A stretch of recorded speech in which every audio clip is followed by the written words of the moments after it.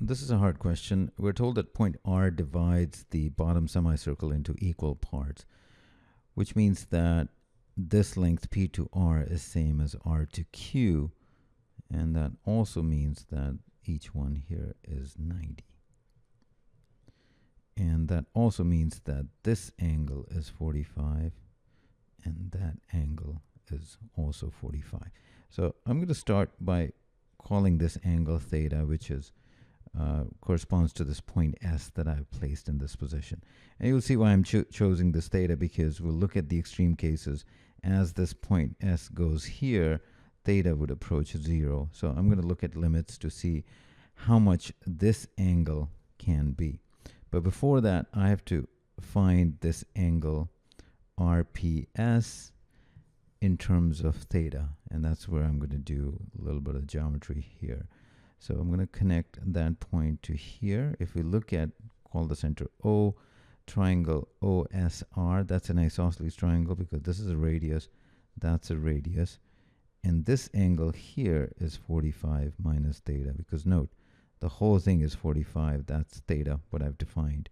So that means this angle here is also 45 minus theta, because that's a right isosceles, sorry, it's an isosceles triangle, not right. That angle is 90. So if we, again, looking at that triangle, this angle remaining would be 2 theta. So you should confirm this, because if you look at this triangle here, that all those angles have to add up to 180. And that's what's going to give you 2 theta here. Now, if we look at triangle OSP, that's also an isosceles triangle because that's a radius, this is a radius. And if this is 2 theta, the other 2 angles must add up to 180 minus 2 theta. Since they're both equal, their measure would be half of that, which is 90 minus theta. So the key point about this is that this angle here is 90 minus theta.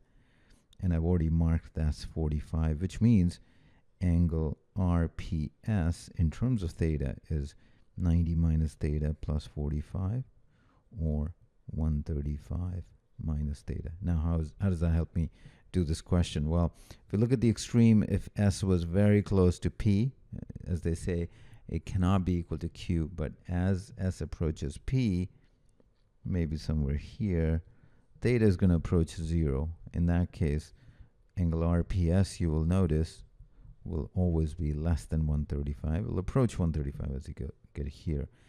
The other extreme, if this point S was right up here, in which case theta would be 45. In that case, we know this angle would be 90 degrees. So you'll see it goes from 135, it's reduced. In fact, as you go up, it will keep going down from 135. It'll be 90 here. And then, of course, in this case here, that angle would be much less than 150 as it will keep decreasing.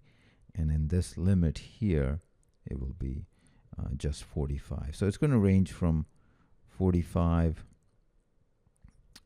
to 135. And in all cases, it will be less than 150, which is quantity B. So here, quantity B will always be greater. So the answer is B. So just to comment, I mean, this is a hard question. And obviously, this approach is pretty time-consuming. Perhaps there's another way to do this question, perhaps using some example values. But this is what came to my mind. And I understand that this may be difficult to do in the exam, or it could be time-consuming. But I'll see if I can find another quicker way of doing this question. So to summarize, the answer is B.